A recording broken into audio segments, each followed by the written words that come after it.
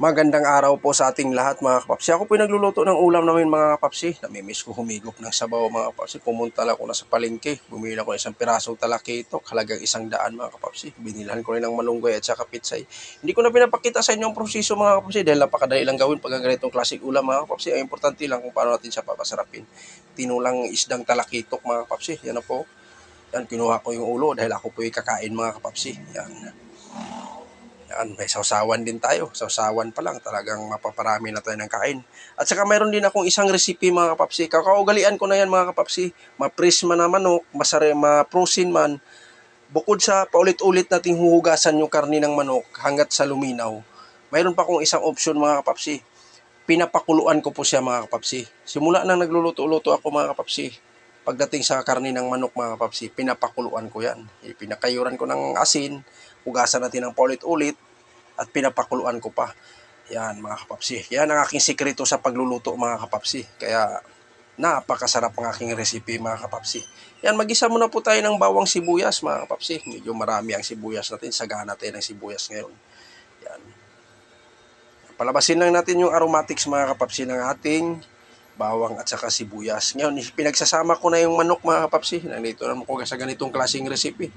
Dahil iba-iba po kasi ang gusto namin. Kaya pag ako bumili ng ganito, lalo na pag medyo maramihan, yan, may paa, may atay, may balon-balunan, at saka may laman ng manok mga kapapsi. Yan, pakpak ang kinuha ko.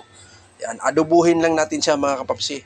Napakadaling gawin lang to mga ganitong klaseng recipe mga kapapsi. Yun nga sabi ko sa inyo, depende sa pagluluto. Talagang malasang-malasa sa pagluto mo. Number 1, hindi siya mangangamoy.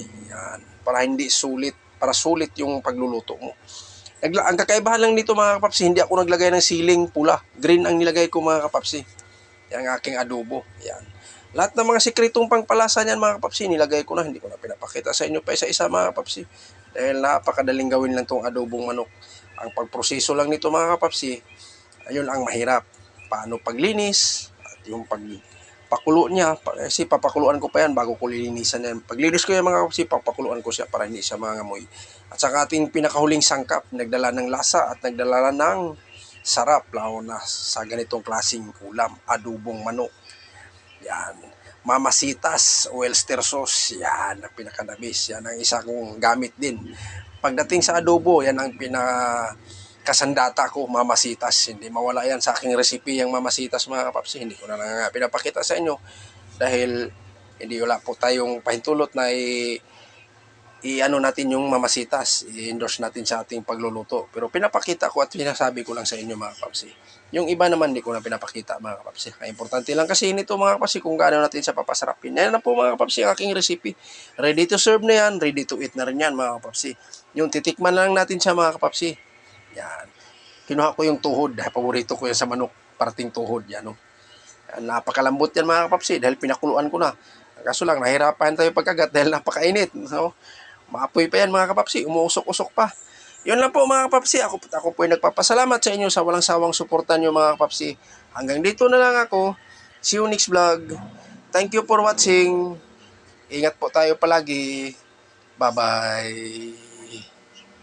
Yan, talagang humahabol pa si kapapsi nyo. Talagang, hinalo-halo ko pa. Talagang napakalasa mga kapapsi. Yan, adobong manok mga kapapsi. Yan, ang bango pa. Yan ang aking sikreto sa pagluluto mga kapapsi.